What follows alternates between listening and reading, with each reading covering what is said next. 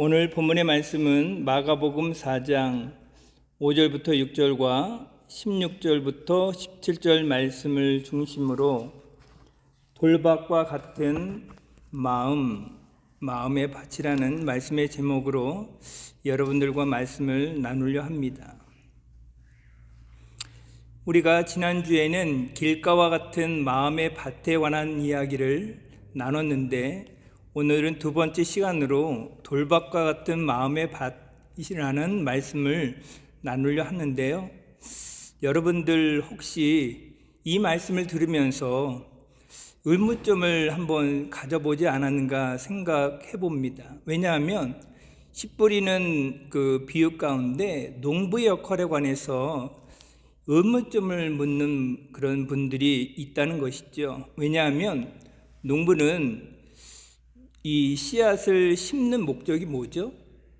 열매를 걷기 위한 것이기 때문에 정성스럽게 밭을 준비하지 못한 것에 관한 의문점을 던진다는 거예요. 그래서 이 씨 뿌린 비유에 있어서 농부가 마치 성의 없이, 그러니까 이 성의 없이 씨를 뿌림으로 말미암아 길가에 떨어지지 않았는가, 혹은 오늘 말씀처럼 돌밭에 뿌려지지 않았는가, 이런 의문점을 제기한다는 거죠. 그래서 예수님의 비유 가운데 등장하는 이 농부는 성의 없는 농부, 씨를 뿌리는데 준비가 덜 된 농부라는 입장을 피력하는 분들이 있다는 겁니다. 그들의 말을 제가 인용해서 말씀을 드리면 그들은 이렇게 지적을 하죠. 씨 뿌리는 자에게서 보이는 농부로서의 우매함과 그 우매함에 깃든 경악스러울 만큼 놀라운 지혜에 대한 부분이다.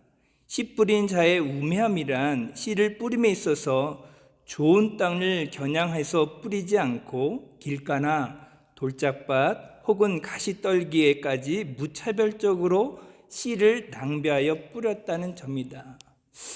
여러분, 우리가 생각할 때 상식적으로 생각해 보면 씨를 심는다는 것은 농부 입장에서는 정성을 기울이는 거예요.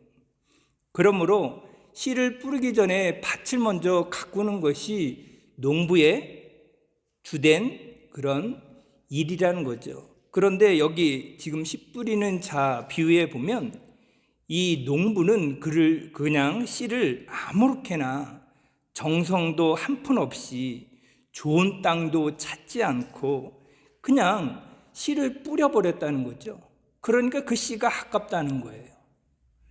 그러므로 이 농부는 우매한 농부가 아니냐, 준비가 덜 된 농부가 아니냐, 이렇게 지적을 한다는 것이죠.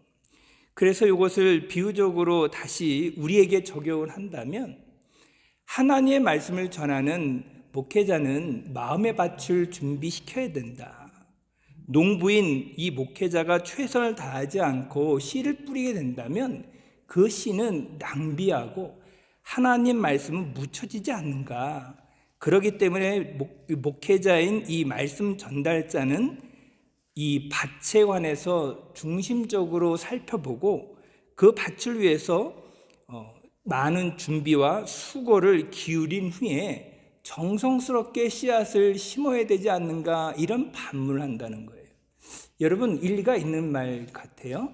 어떻습니까? 맞아요? 틀려요? 맞아요? 우리가 흔히 이제 기도를 많이 하는 분들의 입장에서 보면 하나님 말씀을 전달하는 것은 영감이 있어야 된다는 그런 논리를 핍니다. 영감 있는 말씀, 영감 있는 설교의 말씀을 전해야 되기 때문에 기도하다가 영감적인 말씀을 전하는 것이 하나님께서 주시는 말씀이다. 그렇게 해석을 하는 분들도 있고요. 영예라고 해서 영적 해석을 모티브로 하나님 앞에 이제 직통으로 받아 말씀을 해석해야 되지 않는가, 이런 말을 하는데, 그러면 여러분, 하나님 말씀은 영감을 갖고 영적 해석을 통해서 하나님 말씀을 전달한다 하더라도 그 말씀이 정말 하나님이 원하시는 말씀인가, 이런 의문점이 남는다는 거죠. 오늘 우리가 지금 하나님 주님께서 말씀하시는 씨 뿌리는 비유에 관해서 우리가 볼 때 중요한 것은 예수님께서 이 비유의 말씀을 누구에게 왜 하셨는가가 중요합니다. 그리고 이때 당시에 이 예수님께서 이 말씀을 전달하는 모든 사람은 그 문화에 젖어 있고 그 생활에 젖어 있기 때문에 그들은 이 말씀을 들으면서 이런 의문점을 가졌을까요? 농부에 대한 그런 우매함을 가져서 이 말씀을 들었을까요? 그러므로 성경은 하나님의 말씀인 동시에 그 시대에 그 사람에게 적용되는 말씀이고 시대를 벗어나서 사람을 벗어나서 사람을 초월해서 예수님이 말씀을 전달한 게 아니고 그때 당시에 예수님과 얼굴과 얼굴을 맞대는 그 현장에 있었던 사람을 중심으로 말씀을 전달한 거예요. 그러면 여러분 보세요. 씨는 무엇이에요? 하나님의 말씀이잖아요. 씨를 뿌리는 자는 누굽니까? 지금 씨를 뿌리는 자는 예수님이잖아요. 씨 뿌리는 비유에 대한 이야기를 하니까 오늘날 말하면 하나님 말씀 전달자가 이 씨 뿌리는 자가 되겠죠. 설교자. 그러면 네 종류의 밭은 뭘까요? 하나님 말씀을 들었던 그때 당시의 무리들, 오늘날 말하면 하나님 이 설교 말씀을 듣고 있는 여러분과 같은 성도님들, 이런 분들을 초점으로 예수님이 지금 그때 당시의 말씀을 전한 건데 그 말씀의 전달이 오늘날 우리에게 와서 해석을 하다 보면 이것이 좀 우리가 생각하기에 이상하다라는 생각을 하게 된다는 거예요. 전혀 예수님의 이 말씀과 그때 당시 시대적인 배경에서 드러나는 말씀으로 생각을 하고 우리가 말씀을 접근해야 되는데 그것을 오늘날 우리에게 끌고 와서 그 말씀을 오늘날 우리에게 끌고 와서 오늘날 우리의 현 시대에 전해지는 말씀으로 해석을 하다 보면 어떻게 될까요? 그때 당시의 문화와 오늘날 우리의 문화는 다르잖아요. 나라적으로도 다르죠. 기후적으로 다르잖아요. 그리고 그때 당시의 토양과 오늘날 우리가 사용한 농경 이 기법이라 따르는 이 토양과 토질이 달라요. 그러므로 여러분 말씀은요, 우리가 하나님의 말씀을 우리의 관점으로 끌고 와서 해석하는 것은 물론 필요해요. 그런데 바탕은 뭐예요? 하나님 말씀 그대로의 본문의 말씀이 어떤 의도가 담겨 있고 예수님은 왜 이와 같은 말씀을 하셨을까라는 그 관점으로 말씀을 접근해야 되지, 그것을 오늘날로 끌고 들어와 오늘날 문화를 배치시키고 말씀의 중심은 제가 지난주에 말씀드린 것처럼 뿌리는 자가 중심이 아니라 어떤 자에게 뿌려졌는가, 어떤 사람들이 받게 되었는가, 그 초점을 예수님은 맞췄기 때문에 이 말씀을 그런 마음으로 받아들여야 되지, 이 말씀을 잘못 곡해하면 제가 좀 전에 이야기한 것처럼 농부의 우매함을 거론한다든가 밭을 이렇게 기경을 먼저 하고 한다든가 그렇게 하는 거예요. 여러분, 예수님 시대 때 예수님의 농경 문화는 두 종류의 파종법이 있어요. 오늘날처럼 이 농토를 가꾸고 밭을 가꾸고 갈아엎고 그것부터 이 씨앗을 심는 작업을 시작하잖아요. 흙을 먼저 준비하고 씨앗을 거기다 뿌리는 작업을 우리는 순서대로 하죠. 근데 이 예수님 시대의 농경법은 그렇지가 않았다는 거죠. 이 두 가지 파종법이 있는데 그것은 뭐냐면 바람에 이 씨앗을 흩날리는 거예요. 농부가 밭을 찾아가면서 씨를 뿌리는 게 아니라 바람에 씨를 흩날리는 거예요. 바람이 불면 농부가 높은 곳에 올라서 그것을 바람에 따라서 그 씨앗들이 뿌려지기 때문에 길가, 돌밭, 가시밭 이런 밭에 떨어진다는 거죠. 환경적으로. 또 하나의 농경법은 뭐냐면 이 나귀에게 이 씨앗을 메어요. 그리고 작은 구멍을 내서 나귀가 이 돌아다니는 곳에 씨가 떨어지도록 그렇게 했다는 거예요. 왜 그랬을까요? 그때 당시 그 사람들은 이 밭에 관한 것을 몰라서 그랬을까요? 밭을 관리하고 씨앗을 그 정성스럽게 심어야 된다는 것을 몰라서 그랬을까요? 왜 그와 같이 하죠? 바람이 흩날린다든가? 전혀 농경기법 우리의 상식으로는 이해가 되지 않잖아요.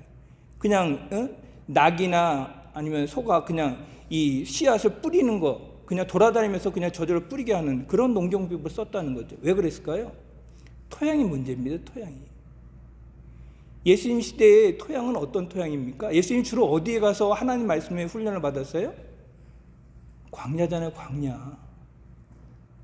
토양이 우리처럼 곡괭이질을 하고 삽질을 해서 파지는 토양이 아니에요. 석회석처럼. 그것을 어렵게 팔 필요가 없는 거예요.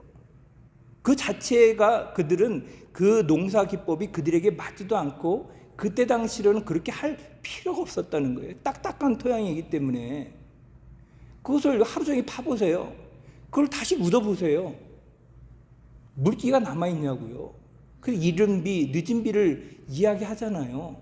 왜 그래요? 우리처럼 물이 흔하고 농사를 짐에 있어서 농부가 땀 흘려서 하면 그 소득대로 이렇게 이렇게 수확을 거두드릴 수 있는 그런 수학적인 그런 토양이면 괜찮은데 그렇지가 않다는 거예요. 오로지 하나님께서 길리우셔야 될 수 있었던 토양적인 형질을 갖고 있었기 때문에 이렇게 예수님께서 말씀하실 때 그때 당시에 그 사람들은 그것을 다 알아듣고 있었던 거예요. 그 농부에 초점을 맞춰 있는 게 아니라 밭이라는 거죠. 밭. 그 밭을 중심으로 해서 예수님이 말씀을 전달하고 있는데 이것을 잘못 오늘날 우리에게 끌어들여 와서 농부가 준비되지 못했다. 정성스럽게 씨를 뿌리지 못했다. 이런 말을 하게 되면 이 말씀과는 멀어진다는 거예요. 그래서 해석을 잘 해야 한다는 겁니다. 하나님의 말씀을 아무리 기도를 한다 하더라도 여러분 영감으로 이것을 풀어낼 수 있습니까? 농경기법을 모르는데 농사의 토양을 모르는데 이것이 풀어지냐고요. 그러니까 하나님의 말씀을 우리는 현장으로 들어가야 돼요. 그 말씀이 그때 당시에 그들에게 전해질 때 무리들에게 전달해질 때 예수님은 어떤 심정으로 전달되었는지를 우리가 보아야 되는 거예요. 이게 성경을 바라보는 우리의 관점이 되어야 되는 거예요. 그것을 오늘날 우리의 시대에 끌고 들어와 하나님의 말씀을 해석하다 보면 잘못된 해석에 오류를 삼을 수 있다는 것이죠. 이런 이 본문의 말씀이 흔하지만 본문을 해석하는 이 목회자에 따라서 다르다는 이유는 왜 그런가라고 할 때 하나님 말씀을 현장으로 끌고 들어갈 수 있는 목회자의 그 설교의 메시지가 중요하다는 겁니다. 그러므로 저는 여러분들과 함께 이 말씀을 통해서 우리가 살펴볼 것이 뭡니까? 예수님께서 두 번째로 강조하는 것은 이 돌밭에 뿌려진 마음의 밭의 주인공이 누구냐는 거죠. 그를 통해서 예수님이 무엇을 얻고자 하는 거예요? 이 말씀을 하는 것은 돌밭에 뿌려서 이 말씀을 제대로 받아들이지 못한 그 사람을 행동하는 거예요. 그 사람을 향해서 이야기하는 거죠. 자, 본문 말씀 5절 말씀입니다.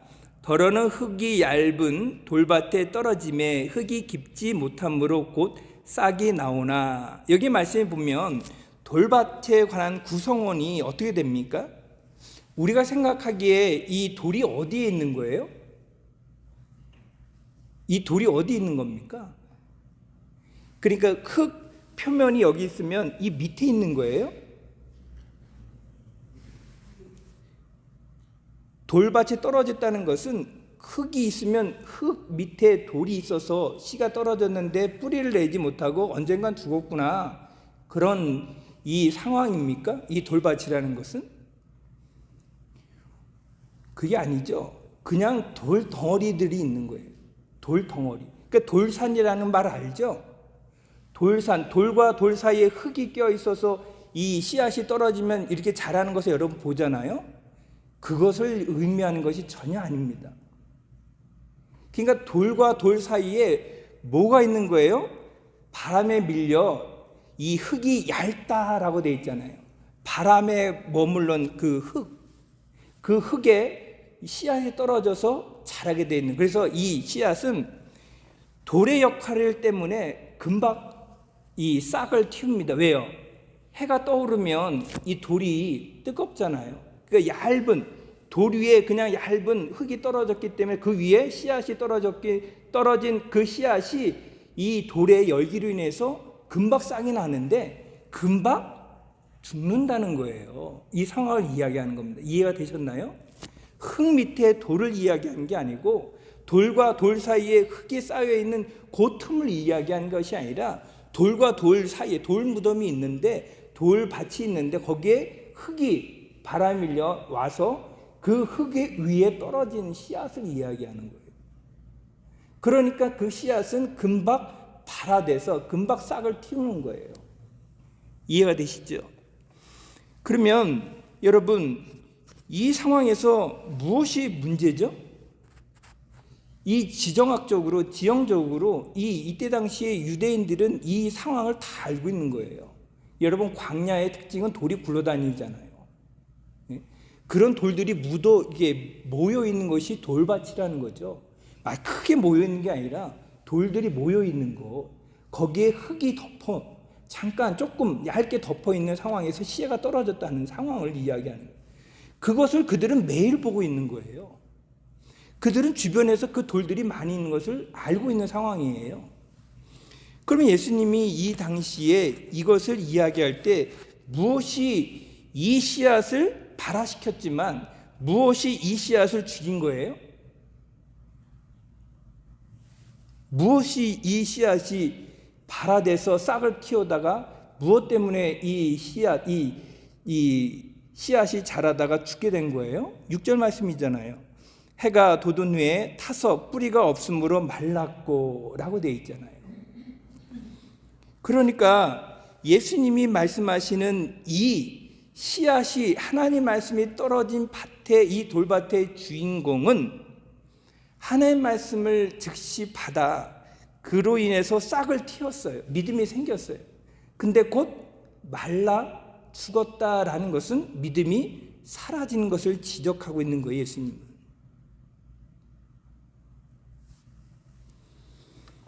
여러분 이 씨앗의 이 적은 뭡니까? 이 씨앗을 싹을 틔우긴 했지만 그 싹을 틔운 그 씨앗이 곧 말라 죽게 만든 적이 누구예요? 적이 누구예요? 해죠. 태양. 태양이 이 씨를 싹을 틔우긴 했지만 그 씨를 곧 말라 죽게 했다는 거예요. 그러면 예수님은 지금 이 말씀을 통해서 우리에게 무엇을 이야기하고 싶은 거예요? 그 해가 우리가 받아들인 그 하나님 말씀을 받고 기뻐했던 그 기쁨을 사라지게 만들고 결국에는 그 기쁨이 사라질 뿐만 아니라 그 믿음을 없이 하는 죽게 만드는 상황을 보여주고 있는. 그래서 예수님의 해석을 보세요. 16절에 예수님의 해석입니다. 또 이와 같이 돌밭에 뿌려졌다는 것은 이들을 가리킴이니, 여기 사람을 의미하죠. 분명히 밭을 의미하는 게 아니라 그 어떤 대상, 그 사람을 가리키고 있잖아요. 가리킴이니 그 사람이 누구예요? 곧 말씀을 들을 때에 즉시 기쁨으로 받으나. 그러니까 하나님 말씀을 받을 때 기쁨으로 받아 이것에 대해서 믿음이 생겼는데 그 즉시 사라져 버리는 거죠. 오늘날 우리가 이것을 우리에게 적용해 보면 하나님 말씀을 들을 때 우리는 아멘을 하게 만듭니다. 아멘을 또 하는 분들이 많이 있어요. 그러면 여러분, 아멘이란 뜻이 뭡니까? 아멘은 동의합니다. 그리고 틀림없이 그것을 내가 믿습니다. 그렇게 될 것을 바랍니다. 라는 믿음의 소망을 담은 것이 아멘이에요. 그래서 이 아멘이라는 것은 하나님께로, 하나님의 말씀 가운데 우리가 특별히 이 말씀을, 이 반응을 하게 되는 거죠. 그래서 하나님 앞에만 하는 것이 아멘이에요. 근데 여러분, 여기에 그친다면 이 아멘의 뜻을 그냥 우리가 아무렇게나 쓰이는 것과 같은 거예요. 하나님의 말씀이 들려질 때 여러분, 축복이 임할지어다, 축복 받으세요, 그렇게 얘기하면 우리는 어떻게 합니까? 보통의 사람들 아멘을 받잖아요. 근데 그 아멘을 받으면 내 말에 그것을 씨앗으로 받아들인 거예요. 즉시 받아들여 내가 그렇게 되기를 기뻐함으로 받아들였는데 이것이 어떻게 되는 거냐면 그 아멘으로 받아들인 이 말씀이 순간 사라져버린 것 같은 거예요. 뭐가 없기 때문에 간직하는 이 마음, 이것이 없기 때문에 사라지고. 그래서 아멘을 할 때 여러분 조심해야 될 것은 아멘의 속에는 진실로 하나님의 뜻이 나의 이 고백을 통해서 열매 맺기를 원합니다, 책임을 집니다 라는 뜻이 그 안에 담겨 있는 거예요. 진실로 그 말씀이 내 안에서 이루어지기를 원합니다, 그리고 그렇게 내가 책임을 갖겠습니다 라는 의지가, 강한 의지가 담겨 있는데, 이 고백을 남발하는 사람은 하나님을 속이는 것과 같은 거예요. 그래서 우리가 아멘 하는 거 좋다고 이야기하잖아요. 근데 아멘을 무책임적으로, 무감각적으로, 습관적으로 하는 것을 경계해야 한다는 거죠.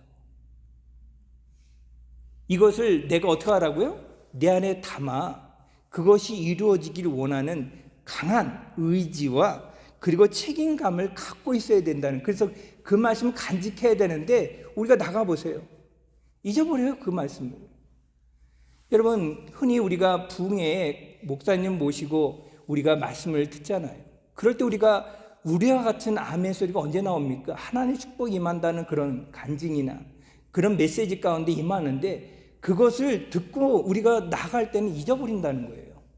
내 안에 간직해서 내가 그 말씀을 강하게 이루겠다라는 의지가 담겨 있지 않고 그냥 아멘 하고 그냥 무책임하게 그냥 잊어버린다는 거예요. 하나님은 그것을 듣고 어떻게 한다는 거예요? 싫어하신다는 거죠. 그래서 예수님이 지금 말씀하신 포커스가 뭐냐면, 하나님 말씀을 들은 너희가 그 말씀에 대해서 무책임적으로 기쁨으로 받으나 곧 사라져 버린다는 거예요. 그렇게 사라지는 그 말씀들이 너무 많아서 죽은 말씀으로 등장하니 안타까움으로 예수님이 이 말씀을 지적을 하는 거죠. 여러분 다릅니까? 그때 당시 그 사람들만 그래요? 여러분들 다르냐고요? 우리는 하나님 말씀을 들으면서 아멘으로 받지만 그 말씀이 정작 일어나기 원하는 그런 마음으로 받아들이지 않고 아멘을 하는 무책임한 그런 우리의 그 신앙의 태도나 믿음에 관한 것을 예수님은 지적을 하는 거예요. 이 말씀을 간직하여 내가 이 말씀을 책임지고 열매 맺기 원합니다, 이런 고백을 해야 되는데 그냥 동의합니다, 감사합니다 이런 말로 하지 말라는 얘기를 의미하는 겁니다. 그러면 여러분, 이 돌밭의 이 사람, 이 주인공이 그러면 문제가 뭡니까 여러분? 어떤 문제가 있습니까? 두 가지를 말씀드리면 17절 말씀에 보면 이렇게 기록되어 있습니다. 그 속에 뿌리가 없어 잠깐 견디다가 말씀으로 인하여 환난이나 박해가 일어나는 때에는 곧 넘어지는 자요. 여기 문제가 뭡니까? 지금 예수님이 해석을 해주고 있는 거예요. 말씀을 듣곤 들었어요. 기쁨으로 받았어요. 거기까지는 참 좋아요. 근데 문제가 뭐냐면 뿌리가 없다는 것이 문제예요. 여러분, 나무가 이 열매를 맺기 위해서는 뿌리가 튼튼해야 이 열매를 맺을 수 있는 나무지, 뿌리가 얇은 나무는 바람이 불거나 풍랑이 일거나 아니면 어떤 재해로 인해서 넘어지면 그것은 죽은 것과 같은 거잖아요. 도저히 살 수가 없는 상황이 되잖아요. 뿌리가 얇다는 것은 그것을 견딜 수 없는 거죠. 아무리 높이면 올라가면 뭐예요? 아무리 할렐루야 아멘을 많이 외쳐서 믿음이 많은 것처럼 보이면 뭐합니까? 뿌리가 얕으면 결국에는 그 뿌리가 견디지 못하여 쓰러지거나 말라서 죽게 되어 있다는, 그러면 결국에 여러분 어떻게 된다는 거예요? 결론적으로 예수님은 천국에 갈 수 있는 믿음이 되지 못한다는 거죠. 그래서 여러분, 이 말씀을 예수님은 강한 얼조로 표현하고 있다는 걸 아시죠? 너희가 이런 믿음이 되지 말라는 것을 강한 의미로 말씀하고 있다는 사실입니다. 뿌리가 없는 믿음은 죽은 믿음이에요. 뿌리가 없는 믿음은 견디지 못하는 믿음이에요. 그래서 그 다음에 보면 뭐라고 기록되어 있어요? 환난이나 박해가 일어남으로 무너진다는 것을 보여주고 있잖아요. 여기 환난이나 박해는 외부적으로 오는 시련을 의미합니다. 환난이란 말은 헬라어로 드립시스라는 말인데 위에서부터 아래로 짓눌리는 압박, 압력을 의미합니다. 그리고 박해는 헬라어로 디오크모스라는 말인데 바로 뒤에서 바짝 추격하여 위협하는 상황.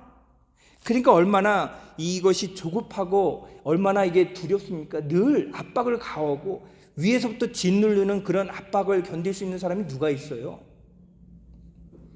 그렇기 때문에 이것을 어떻게 합니까? 간직하지 못하니까 넘어지는 거예요. 쓰러지는 거예요. 여러분, 외부로부터 오는 온갖 어려움과 박해로 인해서 넘어지는 사람들이 많이 있다는 것을 의미한다는 거죠.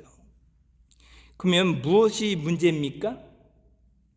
무엇이 이들을 넘어지게 만드는 겁니까? 여기 보면 길가 밭은 새들이 와서 하나님 말씀을 그 씨앗을 빼앗아 가죠. 새들은 사단을 의미합니다. 그럼 여기서 등장하는 이 넘어지게 하는 이 대상이 뭐예요? 대상. 여기서 돌밭의 적은 누구죠? 태양이죠. 해가 뜸으로 인해서, 해가 돋음으로 인해서 그것이 환난과 박해를 갖다 줘요. 그러므로 견디지 못하고 쓰러지게 만든다는 거죠. 그러면 여기 해는 좋은 의미예요? 나쁜 의미예요? 나쁜 의미죠. 그래서 사단은 광명한 천사로 등장할 수도 있잖아요. 새로도 등장하고 여기서는 해예요. 해가 이 씨앗을 발화시키는 것까지는 허락을 해요.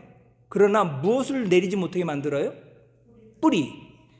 중요한 것이 그래서 뿌리예요. 뿌리를 내리지 못하게 만드는 해로운 적으로 등장하고 있는 거예요. 이 해가. 그러면 이 해는 누구를 의미합니까? 외부로부터 오는 거이기 때문에 사단이죠. 사단은요, 여러분, 예배 드리는 것까지 허용을 해요.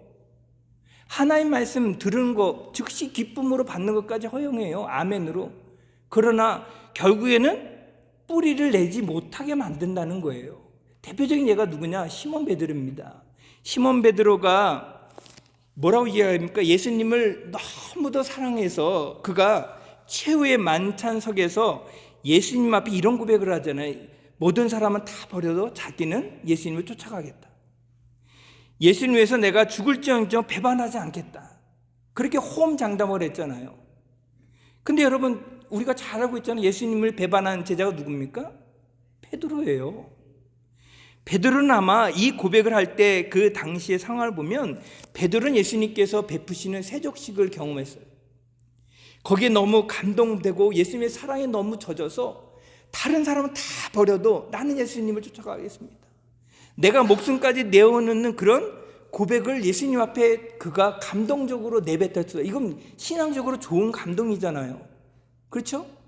즉시 반응을 일으켰기 때문에 어느 누구도 어느 제자도 그런 반응이 없었어요. 근데 문제는 뭐예요? 그 고백을 누가 들었다는 거예요? 예수님도 들었지만 주님도 듣고 그것을 기뻐하셨습니까? 주님도 들었지만 누가 들었다는 거예요? 사단이죠. 사단이 이 이야기를 들어서 예수님이 뭐라고 경고하십니까? 누가복음 22장 31절에 보면 시몬아 보라, 사단이 너희를 밀가부르듯 하려고 요구하였으나, 이게 지금 시몬에게 이야기하고 있는 거예요. 그러니까 사단이 듣고 그래? 밀가부리듯 내가 한번 해봐? 그렇게 도전을 한 후에 시몬 베드로가 어떻게 했습니까? 예수님을 부인했다는 거예요. 불과 몇 시간 조금만 해도 내가 예수님을 위해서 생명 바치겠습니다. 주님이 어디를 가든 내가 쫓아가겠습니다. 오게도 가고, 예수님 위해서 내가 쫓아가서 내 목숨까지 내놓겠다고 이야기했던 그 베드로의 그 모습도 진실되고, 지금 이 상황 밀가부로도 일어나는 상황 가운데 누가 등장하냐면 어린아이가 일어나 너도 예수님의 제자 아니냐라고 할 때 뭐라고 얘기해? 수제자인 이 베드로가 입에 담을 수 없는 얘기를 하잖아요. 나는 예수를 알지도 못한다. 그리고 저주까지 하죠. 그 베드로도 베드로예요. 언제는 믿음으로 받아들이고 언제는 이렇게 그 믿음을 저버립니까? 무엇이 문제예요? 외부로부터 오는 이 세력, 사단이 밀가부르듯 하긴 그런 상황 가운데 처하니까 수제자도 예수님을 팔아버리고 예수님을 부인하고 예수님에 대해서 모른다까지 하잖아요. 그래서 여러분, 천국 가는 길은 우리가 죽는 순간까지 붙들어야 되는 거예요. 사단이 밀가루부터 하면 우리 믿음도 날아갈 수 있다는 것을 이야기한다는 겁니까? 왜요? 뿌리가 없기 때문에. 하나님 말씀을 우리가 듣지만 그 뿌리의 견고함은 여러분, 내 안에서 이 뿌리가 있는지를 찾아야 돼요. 그 뿌리는 어떻게 일어납니까? 여러분, 이 거목이 어떻게 거목으로 자라죠? 풍랑을 이겨낸 나무야만 이 거목으로 자라 목재로 쓸 수 있습니다. 바람을 이겨낸 나무에만 그 거목으로 우리가 그 나무를 통해서 여러 가지 것들을 만들 수 있는 거예요. 조그마한 나무는 바람이 휘청휘청 나서 언젠가 넘어질지 몰라요. 그러므로 여러분, 신앙생활에 있어서 신앙의 깊이는 무엇에 달려있다? 뿌리예요, 뿌리. 여러분들의 신앙의 뿌리가 얼마만큼 견고한가, 그 뿌리에 문제가 있다는 거예요. 그러므로 여러분, 환난이나 박해 가운데 조심하세요. 사단은 우리를 밀가루듯 일으킬 수 있는 존재라는 것을 조심하세요. 나의 신앙이 섰다고 할 때 넘어질 수 있다는 것을 아셔야 됩니다. 그러므로 우리는 신앙의 뿌리가 얼마나 중요한가를 아셔야 돼요. 두 번째로, 이 돌밭에 있어서 이 주적은 태양인 동시에 뭐가 문제죠? 뭐가 뿌리를 못 내리게 하는 상황이에요? 이 태양은 외부로부터 오는 건데 견고한, 뭐가 문제입니까? 내부로부터 오는 또 적이 있는데 뭐예요? 뭐가 문제예요? 돌이죠, 돌. 우리가 돌이 되면 흙이 날라와 우리를 이렇게 덮는다 하더라도 그 씨앗이 자라다가 죽잖아요. 이 돌이 문제예요, 돌. 돌은 강박하면 강박할수록 하나의 말씀을 배척을 합니다. 그래서 여기 돌을 우리가 볼 때 강팍한 마음, 우리 육신의 소욕을 의미합니다. 돌은 그래서 물을 흡수할 수 못해요. 그래서 이 씨앗을 받아 담을 그릇이 될 수 없는 거예요. 그래서 돌 같은 마음, 굳은 마음을 제가 지난주에 얘기했잖아요. 이 돌 같은 마음을 지하라는 거예요. 그래서 부드러운 마음을 가지라고 말씀드렸잖아요. 그런데 오늘날 우리들이 보면 하나님의 말씀을 들을 때 여러분 어떻죠? 언제 우리가 은혜가 된다고 이야기합니까? 축복의 말씀, 복을 많이 받을 수 있는 말씀, 가문의 성공적으로 누릴 수 있는 말씀에는 손들고 아멘을 하는데, 오늘 제가 이야기하는 이 말씀처럼 이 말씀을 강해서 딱딱하는 것 같이 이렇게 들려지는 말씀에는 여러분 어때요? 이 말씀이 무슨 말씀인지 모르고 받아들이는 준비가 될 수가 없는 거죠. 그래서 오늘날 성도들의 약점은 쉬운 설교, 그래서 은혜로운 말씀에 쉬운 설교의 매료가 되어 있다. 그래서 우리가 볼 때 좀 편한 하나의 말씀에 대해서 우리가 그것을 습득하고 그것을 원하고 그 말씀을 내 취향이라 생각해서 내가 은혜 받았다라고 하는데, 말씀에 좀 깊이가 있고 오늘처럼 제가 말씀처럼 이 생각하는 이 말씀 가운데는 우리가 마음으로 받아들일 수 없는 거예요. 딱딱하니까. 지적하는 말이 있잖아요. 돌 같은 마음 갖지 말라는 지적하는 말이잖아요.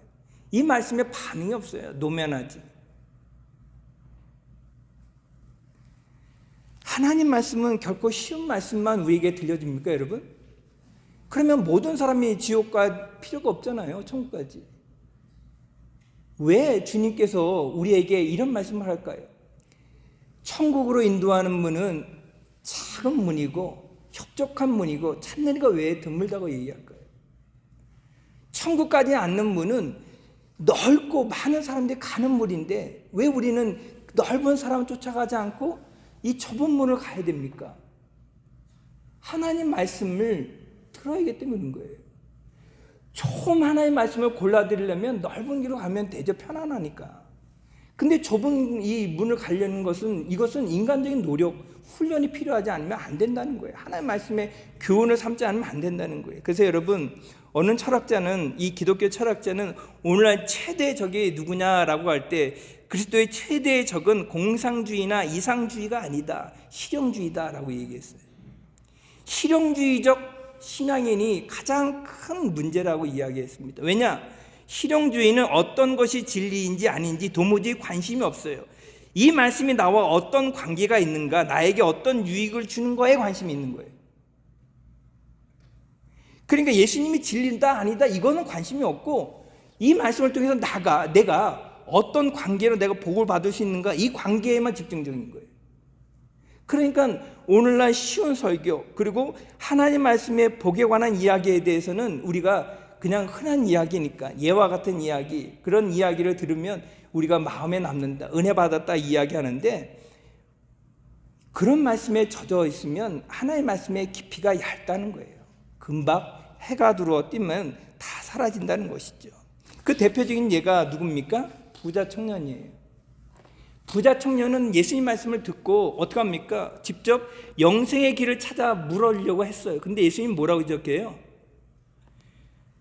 네의 재물을 다 팔아 가난한 자에 나를 나눠주고 나를 따르라 라고 할 때 이 사람이 하는 말입니다. 마음에 근심하고 돌아갔다고 되어 있어요. 다시는 예수님을 따르는 그런 제자의 길을 선택하지 않았다는 거죠. 그러면 여러분, 이것이 그에게 무엇으로 주는 거예요?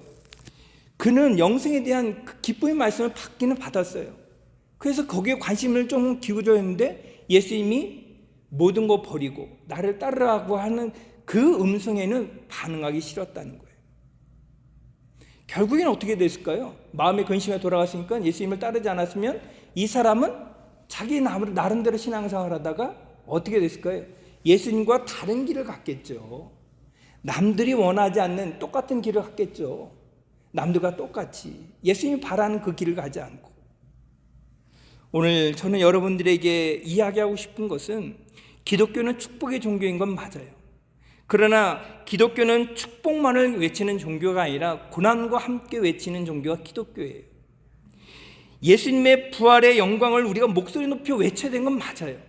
그러나 십자가의 고난을 외치지 않는 부활은 무용지물인 것을 알고 있어야 됩니다. 우리의 삶 가운데 일어나는 모든 것들은 고난을 통해서, 연단을 통해서 뿌리가 깊이 내려가는, 예수님을 깊이 묵상하는 그런 연단의 과정을 통해서 성숙해가는 겁니다. 다른 말로 얘기하면 그 길을 통해서 천국 가는 거예요. 저는 여러분들에게 소원하고 바라는 것은 우리 신앙이 깊은 뿌리를 내려 하나님의 말씀 가운데 살아가 나의 인생길에 있어서 주님을 만날 때는 결코 흔들리지 않는, 그래, 너의 신앙을 내가 보고 내가 알고 고난 가운데도 눈물 흘리는 그 가운데도 예수님을 잃어버리지 않고 예수님을 쫓아갔던 그 길을 주님이 기억할 수 있도록 여러분 신앙생활에 전진이 있기를 바라겠습니다. 기도합니다. 하나님 아버지 감사합니다. 오늘도 이 말씀과 같이 우리가 주님